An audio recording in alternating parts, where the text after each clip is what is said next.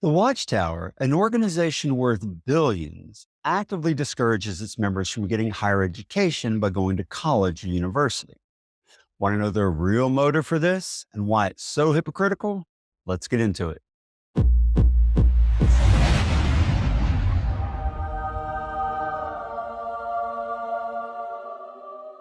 In a JW Broadcasting video titled Keep Seeking Great Things for Jehovah, governing body helper Joel Dellinger twists a biblical account to try and exert more control over Jehovah's Witnesses' educational and secular choices. Let's start off with the introduction. Our theme this month is Keep Seeking Great Things for Jehovah. It's based on some powerful advice that Jehovah gave to a man named Barak. Who was Barak? What can his example teach us? And how can the divine counsel he received help us today? Let's find out. Barak was a faithful servant of Jehovah. He appears in the Bible book of Jeremiah about the year 625 BCE. Let's start our journey by reading Jeremiah chapter 45, verse 1. This is the word that Jeremiah the prophet spoke to Barak, the son of Neriah, when he wrote in a book these words dictated by Jeremiah in the 4th year of Jehoiakim, son of Josiah, the king of Judah. Barak served as Jeremiah's personal secretary. The two worked closely together for some 18 years, including after the destruction of Jerusalem in 607 BCE. That was certainly a special privilege of service during a very challenging time. Here's where we need to pause. First, the date of 607 BCE for Jerusalem's destruction is a cornerstone of Jehovah's Witness chronology, but it's wrong. Every historian and archaeologist dates this event to 586, 587 BCE. The 607 date is critical to witnesses because the organization uses it to calculate the 1914 doctrine. So right from the start, we're dealing with historically inaccurate information that's being presented as fact. And it's ironic, which you'll see next when the speaker describes what the governing body wants us to learn from Barak. From what we've considered so far, what can we learn from Barak? First, he was humble. Many scholars believe that he belonged to a prominent scribal family. Yet when the invitation came to help Jeremiah, Barak proceeded to do according to all that Jeremiah the prophet had commanded him. Like you, brothers and sisters, Barak was happy to support Jehovah's work and to do whatever was asked of him. He did not let his family status or personal goals distract him. Because he was humble, he put Jehovah's will first in his life. The irony is that Dellinger references biblical scholars when it comes to Barak's family background, while ignoring those scholars when it comes to the date of Jerusalem's destruction. Watchtower is notorious for cherry-picking information from scholars and scriptures to try and further their own agenda. Now, this is where the manipulation begins. Notice how they frame Barak as someone who didn't let personal goals distract him. They're setting up a parallel to modern witnesses who might be considering higher education or career advancement. The subtle message is, don't let your personal goals distract you from what the organization wants. What's also ironic here is that Barak was literally a professional scribe, an educated position that required years of training, similar to getting a college degree today. But they're going to use him, as you'll see, as an example of someone who didn't pursue personal advancement and as a way to tell witnesses they shouldn't go to college. Dellinger then discusses Barak's struggles, so let's listen to that. Jehovah loved Barak, and so do we. Of course, Barak, like us, confronted negative thoughts and feelings. There was one challenge that could have cost him dearly. What was it? Let's continue the reading in Jeremiah chapter 45, verses 2 and 3, and please note Jehovah's personal interest in Barak. Jeremiah 45, 2 and 3 says, "This is what Jehovah, the God of Israel, says concerning you, Barak. You have said, 'Woe to me, for Jehovah has added grief to my pain.' I am weary from my groaning, and I have found no resting place. It's interesting that they're highlighting Barrick's discouragement. As someone who spent decades as a witness, I recognize this pattern. They often acknowledge the struggles members face, but only in order to redirect them toward greater organizational loyalty. The key part of the talk then follows, so let's listen to that. Let's keep reading verses 4 and 5. You should say to him, this is what Jehovah says. Look, what I have built up, I am tearing down. And what I have planted, I am uprooting, the entire land. But you are seeking great things for yourself. Stop seeking such things. For I am about to bring a calamity on all flesh, declares Jehovah.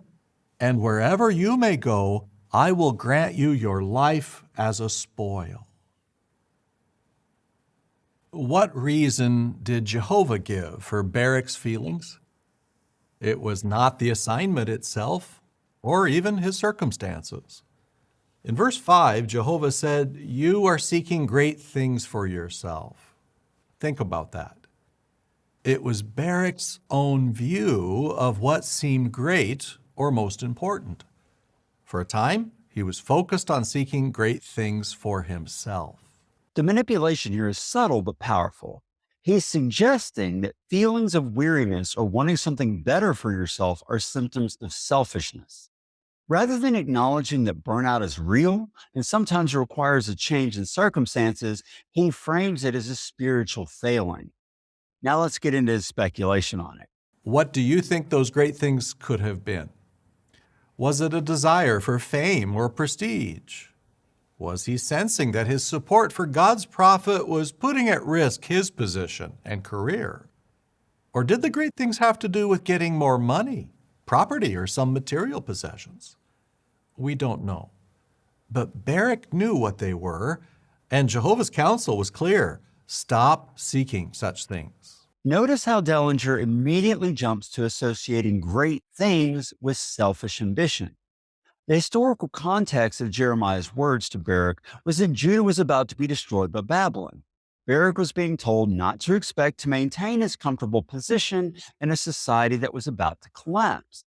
The organization twists this into a principle against personal advancement. Now, they claim the end is coming soon, but they've been saying that for 140 years now. The boy has cried wolf way too many times. And that hasn't stopped Watchtower from amassing billions in property and investments. But you, the rank and file, it wouldn't be spiritual behavior to pursue those things.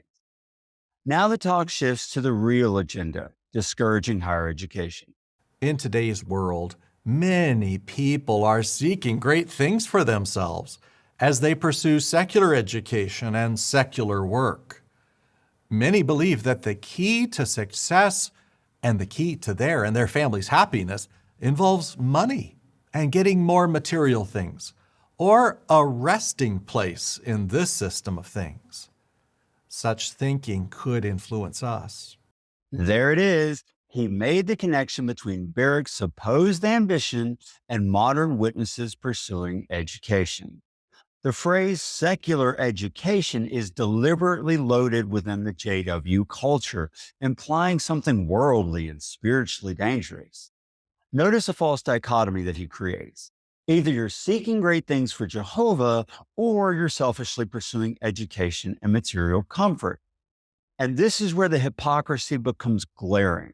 Jehovah's Witnesses operate a billion-dollar publishing company, a global real estate corporation, and sophisticated media production facilities. All of these require educated professionals. Their headquarters at Warwick, New York, they required architects, engineers, construction managers, master plumbers, all college-educated positions. Their legal department employs lawyers who need law degrees. Their media department uses professionals with training in film, audio engineering, and digital production. Yet, while benefiting from these educated professionals, they actively discourage rank and file members from pursuing the same education. If you were already educated or get an education despite Watchtower's warnings, they tell you to use those skills for Watchtower instead of yourself. In the congregation I grew up in, there was a doctor, and she was used all the time for her connections and skill set. Now, the talk continues with some anecdotes. Let's listen to that. If you're a family head, consider Chibisa. He's a brother in Malawi who, along with his wife and 7 children, were doing well spiritually. However, at one point, they faced financial problems. At times, there was not enough money to buy food for each day. How stressful.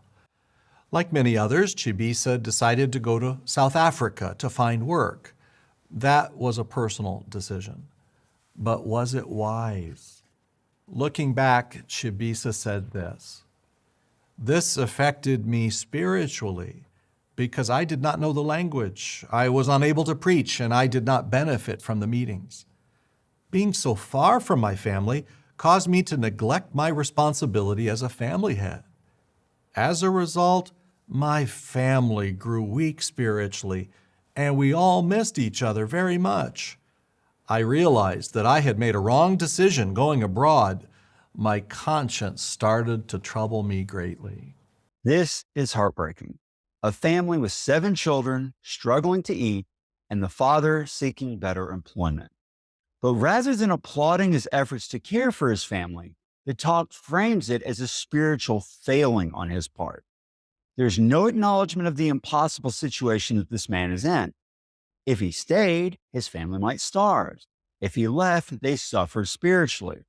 The organization creates no-win scenarios for members by establishing impossible expectations and then frames any negative consequence as personal failure rather than systemic problems. Dellinger then targets education more directly. So let's listen to that. You parents must also make personal decisions about secular education for your children. Naturally, you want them to get a good education, but you have to think carefully about potential dangers. For example, in some countries, parents send their young children away to boarding schools. The March 15, 1997 issue of the Watchtower discussed the scriptural principles involved and related a number of experiences highlighting the dangers. A brother named Clement said that before going away to boarding school, he loved the truth and enjoyed participating in the ministry, in family worship, and at meetings. However, he said, "Once I went into boarding school at the age of 14, I left the truth completely. Throughout the 5 years I spent in boarding school, I never attended meetings. As a result of bad company, I got involved with drugs, smoking, and heavy drinking." Again, with secular education. The organization consistently frames education as dangerous, despite using the Bible example of someone, Barak, who was very educated for his day. This is a classic fear tactic, using extreme examples to create anxiety.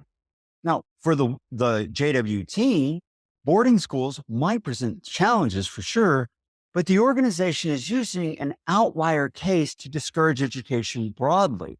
They don't share stories of witnesses who got degrees and maintain their faith, but those people exist too. Then the talk continues with another anecdote. There may be many choices, but which ones will help you live up to your dedication to Jehovah? One sister said this: "As a baptized witness, I had read and heard about the dangers of pursuing university education, but I dismissed such warnings. I thought that counsel did not apply to me." Well, our sister made a personal choice in the matter, but was it a wise one? She continues, "Studying for my courses took so much time and effort that I was too busy to linger in prayer to Jehovah the way I used to, too exhausted to enjoy Bible discussions with others, and too tired to prepare well for the meetings." What's interesting here is that the dangers described aren't moral corruption or losing faith, but simply having less time for organizational activities. That's the Watchtower's real concern. Not that education is inherently bad, but that it competes with the organization for members' time and attention. But the irony here is striking. The organization runs complex printing facilities, operates sophisticated websites, produces professional videos, manages a global real estate portfolio, and regularly uses attorneys to fight court battles, all of which require educated personnel, while they simultaneously tell members that pursuing education is spiritually dangerous. Dellinger then concludes with Chavisa's success story. Chavisa said this: Barrick may have wanted to pursue material riches, as I had. When he was helped, he returned. I decided then to put Jehovah in first place instead of searching for material things. So I started to make changes to go home and help my family spiritually. When I left South Africa and reached the border of Malawi, I felt great happiness in my heart, and I am still happy. Studying the Bible has helped me. We still encounter financial problems, but I remember that in Satan's world, there is nowhere we can go and have no problems. My family is progressing spiritually, and this makes me very happy because my relationship with Jehovah is strong. The disturbing subtext here is clear. It's better to struggle financially than to risk your spiritual health by pursuing better opportunities. The organization frames poverty as spiritually beneficial while benefiting from the wealth generated by its own corporate operations. Let's consider, though, what's not mentioned in this talk. First, there's no acknowledgement that education can help people serve others more effectively. There's no mention of witnesses who successfully balance education and faith. There's no discussion of how poverty impacts mental health, family stability, and even one's ability to participate in religious activities. 4, there's no recognition that many Bible characters were highly educated: Moses, Paul, Luke. 5, no recognition of faithful Bible characters that were wealthy: Abraham, Job, Boaz, Lydia, and a bunch of others. There's no admission that the organization itself benefits from educated members either. The Watchtower frames higher education as a personal decision with spiritual dangers, rather than outright condemning it, but the message remains clear. They do not want typical members pursuing higher education. The Elder's Rulebook, Shepherd the Flock of God, goes so far as to say that if an elder's child goes to college, it calls into question whether the elder is teaching his family to put kingdom, Watchtower, interests first, and whether he should remain serving as an elder. The consequences of this policy have been devastating for generations of witnesses. Many former members struggle with limited career options, financial insecurity, and gaps in knowledge that make transitioning to life outside the organization extremely difficult. Meanwhile, the governing body and their helpers, like Joel Dellinger, who gave this talk, enjoy comfortable lives supported by an organization worth billions. An organization built on the labor and donations of millions of witnesses who were discouraged from improving their own financial situation. In a final irony, Barrick, the very example they used to discourage ambition, was a highly educated professional scribe. In today's terms, he might have been a college professor or professional writer. But his story is twisted to discourage modern witnesses from pursuing a similar education. So the next time you hear the organization discourage higher education, remember to ask, who benefits from keeping members financially limited and dependent on the organization? And why does the organization itself rely on educated professionals while telling rank and file members that education is spiritually dangerous? The answer speaks volumes about the true nature of this organization and its leadership. But that's what I think. What do you think? Be sure to leave a comment below. Don't forget to like this video, subscribe to my channel, and share it with others if you feel it might benefit them. Take care, and I'll catch you in the next video.